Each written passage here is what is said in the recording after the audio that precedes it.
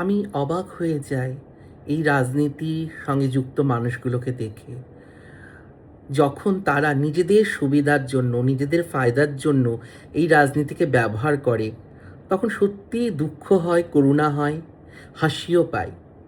আমরা অভয়ার জন্য রাস্তায়, ঘাটে, মাঠে কত মিছিল করেছি, কত হেঁটেছি শুধু তার বিচার পাওয়ার জন্য। কিন্তু আজ যখন চেষ্টা চলছে বিচারের জন্য, তখন জনৈক রাজনৈতিক নেত্রী মোমবাতি নিয়ে রাস্তায় বেরিয়েছেন। তো আমার একটা প্রশ্ন সবার কাছে, তাহলে সেদিন কেন তিনি রাস্তায় নামেননি? সেদিন কেন প্রেসের সামনে তিনি বক্তব্য রাখেননি? সেদিনও তার রাখা উচিত ছিল।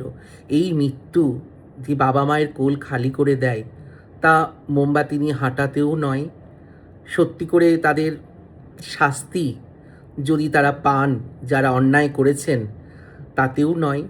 এই ক্ষতর কোনো দিন প্রলেপ হয় না অর্থ বা কোনো কিছুর বিনিময়ে। কিন্তু তবুও তারা এটুকু শান্তি পান যে তাদের সন্তানের সঙ্গে যারা জঘন্য কাজ, জঘন্য অপরাধ করেছে, তারা শাস্তি পাচ্ছে। এই মনে সান্ত্বনাটুকু শুধু পান।